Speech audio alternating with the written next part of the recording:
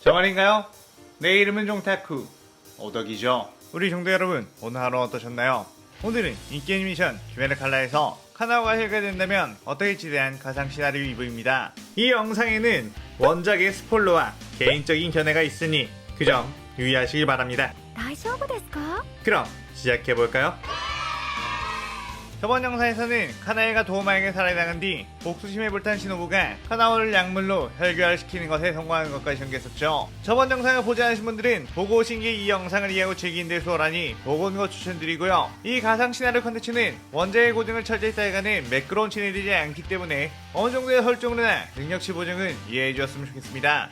그럼 오늘의 가상 시나리오 시작하겠습니다. 카나오는 정식 기사대원이 된 후 곧바로 충주 시노부의 직속 출코로 임명이 되어 대부분 시노부가 관할하는 곳에 임무를 나가게 되었는데, 시노부는 카나에를 죽인 상인이의 혈기에 대한 단서를 잡기 위함과 동시에 인간의 혈기화에 대한 연구를 더욱 몰두하기 위해 혈기를 잡아다 실험을 하기 시작했죠. 아무래도 카나오가 자유자재로 혈기화되는 모습을 보다 보니 시노부는 탐구력이 강해졌고 연구에 대한 집착을 보이게 되었습니다. 시노부에게 사로잡힌 혈기들은 시노부에게 온갖 실험에 고통스러워했고, 시노부는 혈기들의 비명소리로 언니가 죽은 날의 상처를 덮는 듯 했죠. 카나오는 그런 시노부를 위해 임무에 나가 온갖 혈기들을 사로잡아왔고, 시노부의 지하실험실은 묶여있는 혈기들로 가득 찼습니다. 그런 중 시노부는 약한 혈기들은 지위가 높은 상인의 혈기에 대한 정보가 없다는 것을 알았고, 그를 찾기 위해서는 더욱더 강한 혈기를 붙잡아 실토하게 해야 한다는 것을 깨달았죠. 그 카나오에게 하연급의 혈기가 있을 만한 임무들을 추천해줬고, 카나오는 아무런 불평 불만 없이 시노부의 명령에 따라 묵묵히 수행했습니다. 그러다가 어떤 많은 기살대원들이 파견 나갔지만 살아 돌아오지 못했다는 나타공산으로 떠나게 된 카나오. 그곳에 도달하자 사방에 거미줄들이 눈에 보였고, 카나오는 그 거미줄을 피해 저벅저벅 걸어갔죠. 주변에 있는 거미혈기들은 저 거미줄들은 평범한 인간의 눈에는 보이지 않을 텐데 어떻게 피하는 건지 의아해했고, 뭐 우연이려나? 라는 생각을 했는데 갑자기 카나오의 모습이 시야에서 사라졌고, 순간 엄청나게 오싹한 한기가 느껴져 뒤를 돌아보니 카나오가 잔잔한 미소를 지으며 다 보여요 라고 하면서 호체의 호흡으로 그 혈기들의 목을 베어버렸습니다. 카나오는 분명 이곳에는 강한 혈기가 있을 거라는 생각에 일반 혈기들은 가차없이 베어버렸죠. 그렇게 주변에 보이는 혈기들을 여유롭게 퇴치하며 나아가고 있었는데, 한 멧돼지탈슨 검사가 한 거대한 거미혈기에게 고전하고 있는 걸 보게 되었습니다. 카나오는 저 혈기가 이 사에서 가장 강한 혈기인가? 저 혈기를 잡아야 할까? 라는 생각을 했고 그대로 뛰어가 꽃의 호흡으로 아빠 거미혈기의 사지를 잘라버렸죠. 이노스케는 이 여자 뭐야? 비슷한 또래로 보이는데 무지 강하잖아? 라며 놀랐고, 아빠 거미혈기는 이 녀석은 뭐냐고 고통스러워하며 잘린 팔다리를 재상하려고 했습니다. 그 카나오는 재상하지 못하도록 시노부에게 받은 독을 상처에 뿌렸고, 아빠 거미혈기는 비명을 지르며 몸을 꿈틀거렸죠. 카나오는 당신이 이곳에서 가장 강한 혈기인가요? 라고 물었고, 아빠 거미혈기는 크크 웃으며 아무리 네 혁들이라고 해도 이곳에 들어온 이상 살아서 나갈 순 없다고, 이곳에는 12개월의 하연호 혈기가 있다고 했습니다. 그러자 카나오는 그럼 당신은 필요 없겠네요. 가져가려면 무거워 보이기도 하고 라며 그대로 아빠 거미혈기의 목을 베어버렸죠. 이노스케는 벙찐 상태로 카나오를 쳐다봤고, 카나오는 관심 없다는 듯이 그대로 하얀 혈기를 찾아 날아갔습니다. 그리고 머지않아 강력한 귀기를 느낄 수 있었는데, 이미 그곳에서는 예전에 선별시험에서 만났던 이마에 상처가 있는 소년이 하얀우의 혈기가 치열하게 싸우고 있었죠. 루이는 압도적인 실력으로 탄조를 압박하고 있었고, 네지코 역시 오빠를 돕기 위해 상자에서 뛰쳐나와 분전을 했지만 역부족이었습니다. 루이는 이대로 끝을 내주겠다며 거미줄 혈기를 사용해 탄조를 공격했는데, 순간 꽃의 검소리 날아와 루이의 거미줄을 전부 베어버렸죠. 탄지로는 이전에 나를 도와줬던 그 아이? 라며 반가워했는데, 카나오에게는 탄지로는 관심 밖에 없고 루이를 보고 씩 웃으며 찾았다 라고 했습니다. 루이는 귀살대 검사 한두 마리가 더 나와봤자 어림도 없다며 거미줄을 마구마구 쏟아냈고, 카나오는 거미줄의 흐름을 전부 눈으로 파악해 배워낼 수 있었지만 역시나 강한 하연의 혈기다 보니 인간의 몸 상태로는 압도하기 어렵다고 생각했죠. 그래야 카나오는 혈기화를 시켰고 폭발적인 힘으로 루이의 거미줄을 전부 뚫어버리며 루이에 가까이 접근했습니다. 루이는 카나오를 보며 넌 뭐냐? 분명 인간이었는데 어째서 혈기가?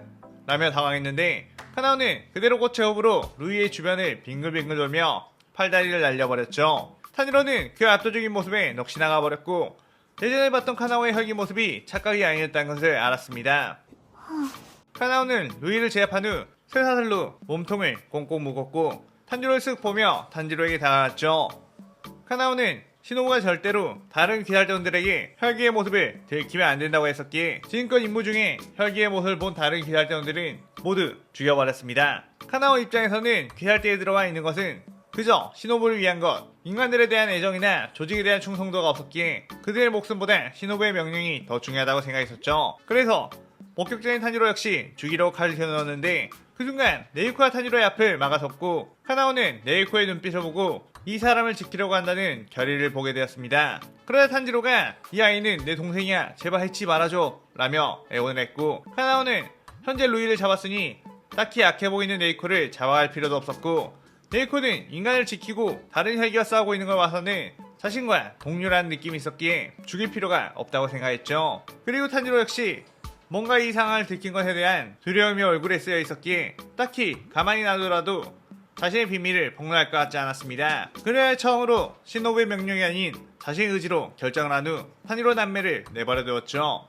그래야 카나오는 루이를 그대로 나비어택으로 끌고 왔고 시노부에게 바치게 되었죠. 시노부는 카나온 역시 최고라며 기뻐했고 12개월의 혈기를 연구, 고분하기 시작했습니다. 한참 그러고 있는데 주합회의가 열리기에 모든 주들은 우베야시 저택으로 오라는 소식이 들렸고 시노부는 한참 바쁜데 왜 부르는 거냐고 투덜거리며 그곳을 향해 갔죠. 우베야시 저택에 도착을 해보니 한 귀살대 소년이 묶인 채 있었고 시노부는 무슨 일인가 연주 미치리에게 물어왔습니다. 미치리는 저 소년이 글쎄 혈기를 나무 가방에 넣고 다니며 귀살대 활동을 했다지 뭐냐며 심각한 규율 위반으로 이곳에서 재판을 열게 된 것이라고 했죠. 시노부는 그에 긴장하며 그 상황을 지켜봤고 과학한 혈기 혐오자인 풍주 사이미가 당장 탄지로와 네이코를 직결 처형하겠다며 난리를 쳐댔습니다. 그의 시노부는 그를 말리며 우리끼리 판단할 문제가 아니며 당주님이 나오실 때까지 기다려야 한다고 간곡하게 말했죠. 그 뒤 우베야키 당주가 나왔고 탄지로는 귀살대원이면서 가장 가까이 있는 혈기를 가족이라는 이유로 퇴치하지 않고 함께 다니고 있는 심각한 규율 위반을 범했는데 주들의 생각은 어떠냐고 물었습니다. 그에 대부분의 주들은 탄지로를 규율 위반으로 처형해야 한다는 의견을 표출했고 미치리와 기유, 시노부만이 반대를 했죠. 탄지로는 네이코와 지난 2년간 인간을 공격한 적도 없고 시기를 한 적도 없다며 결코 위험한 혈기가 아니라고 울부짖었지만 투표의 결과는 6대3으로 처벌해야 한다는 의견이 우세했고 우베야스키 당주는 귀살대 규율은 무엇보다 중요하기에 네이코를 처형하겠다고 했습니다. 하지만 인간인 탄지로까지 죽이는 건 너무 가혹한 처사, 동생이 혈기가 된 것에 참담한 심정을 이해하기에 그는 귀살대에서 퇴출하는 것으로 판결을 내리겠다고 했죠. 탄지로는 그에 제발 네이코를 해치지 말아달라고 애원을 했지만 귀살대 당주의 의견은 변함이 없었고 탄지로는 그대로 저택 밖으로 쫓겨나게 되었습니다. 시노부는 이 가차없는 귀살대의 모습에 꽤나 놀랐고 카나오가 혈기가 되는 걸 이들에게 들킨다면 자신도 저 아이와 같은 처지가 될 수도 있겠다는 생각을 했죠. 시노부는 주들에게 그래도 이 아이는 불쌍하니 자신이 최대한 아프지 않은 독을 주입해 서서히 주의했다고 하며 일륜도를 네이코에 꽂아 넣었고 주들은 시노부를 믿고 그 다음 회의를 진행했습니다. 그렇게 회의가 끝나고 시노부는 네이코를 데리고 나비저택에 다시 돌아왔는데 네이코는 잠시 눈을 떴고 탄지로가 주변에 없다는 것에 눈물을 흘리며 그를 찾았죠. 그의 시노부는 미안하지만 지금 네가 오빠에게 간다면 네 오빠와 너는 귀살대 검사들에게 살해당할 테니 이곳에 당분간 숨어 지내라고 했습니다. 시노부는 인간을 공격하지 않는 혈기라는 말에 네이코에게 어느 정도 흥미가 생겼었고 카나오가 혈기화가 되었다 보니 가족을 버릴 수 없는 탄지로의 마음이 이해가 갔기에 다른 주들에게는 몰래 네이코를 살려준 거였죠. 이후 시노부는 카나오가 잡아온 루이를 고문하며 다른 12개월들의 정보를 얻었는데 무자의 저주가 심어져 있다고 하더라도 무자 외에 다른 혈기들에 대한 것은 발설해도 상관이 없었고 시노부의 관심은 오직 상현이의 혈기였으니 최대한 그 정보를 빼먹으려 했습니다. 그러다가 시노부는 루이에게서 더 이상 정보를 얻지 못하자 등꽃독을 넣어 그를 퇴치했고 카나오에게 루이를 토대로 얻은 정보로 다른 하얀의 혈기들을 잡아오라고 했죠. 그래야 카나오는 하얀 6의 혈기부터 시작해 하얀 4, 3, 2까지 전부 성공적으로 시노부에게 잡아다 끌고 왔고 그 과정에서 자신의 혈기화를 본 모든 귀살대원 역시 살해당하게 되었습니다. 시노부는 높은 등급의 하연일수록 상현들에 대한 많은 정보를 알고 있다는 것에 마지막 하나 남은 하연일의 혈기도 꼭 잡아오라고 부탁했고 그는 다른 혈기들에게 들었을 때 무한열차라는 곳에서 인간을 잡아먹고 있다고 하니 그곳을 가보라고 했죠. 그의 카나오는 알겠다며 무한열차를 향해 떠나게 되었습니다. 카나오는 항상 그래왔듯이 혈기를 제압하고 그 과정에서 자신의 혈기 모습을 본 귀살대원을 죽이면 된다고 생각했지만 그 무한열차에 들어서자 그곳에는 귀살대의 엄주 랭고 큐즈로가 타고 있었고 카나오는 지금까지와는 다른 상황에 살짝 마음의 동요가 일어났죠. 여차하면 염주와 싸워하는 상황이 나올지도 모르는데 염주는 귀살대 주들 중에서도 강하기로 유명한 사내였기에 어떻게 해야 하나 싶었습니다. 그렇다고 해서 하연일의 혈기를 잡아오라는 명령을 듣지 않을 수도 없었고 일단 상황을 한번 살펴보자며 객실 안으로 들어갔죠. 퓨로는 하나를 보자마자 오, 너는 호초의 츠구코가 아닌가? 이 임무에 도와주러 오다니 든든하구나. 한번 뜨겁게 혈기를 되찾보자 라고 했고 카나오는 조용히 고개만 끄덕였습니다. 그 뒤 검표원이 왔고 퓨로의 표를 검표기구로 찍은 뒤 카나오의 표에도 검표기구를 찍었죠.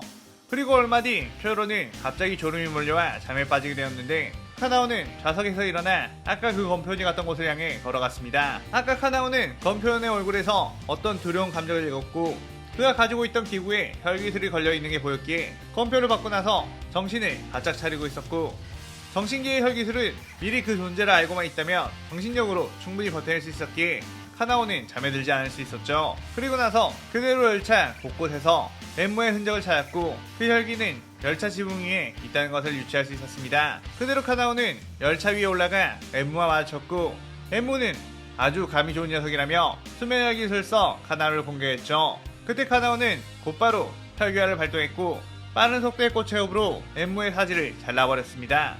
카나온 내심 다행이라며 지금 이렇게 염주 잠들었을 때 엠무를 제압하고 이곳을 떠나게 된다며 염주 앞에서 혈기화를 들키지 않고 엠무를 시노부에게 가져다 줄 수 있었죠.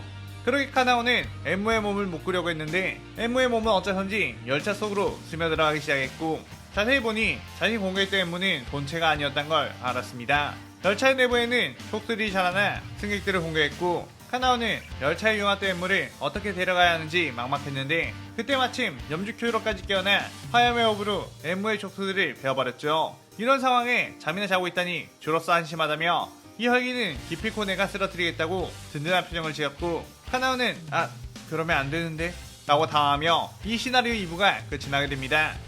이 시나리오에서의 시노부는 다소 입체적인 면모를 보여주게 되는데 데이보단 복수심을 우선시하며 자연스럽게 비살대 규율을 위반하고 그들과도 갈등이 생길 여지를 넣어봤어요. 오늘의 가상 시나리오에 대한 감상평 많이 남겨주시고 다음 시나리오 3부도 많은 기대 부탁드려요. 오늘 영상 즐겁게 보셨다면 구독, 좋아요, 알림 설정 누르는 거 잊지 마시고요. 그럼 오늘은 이만 사요나라.さようなら。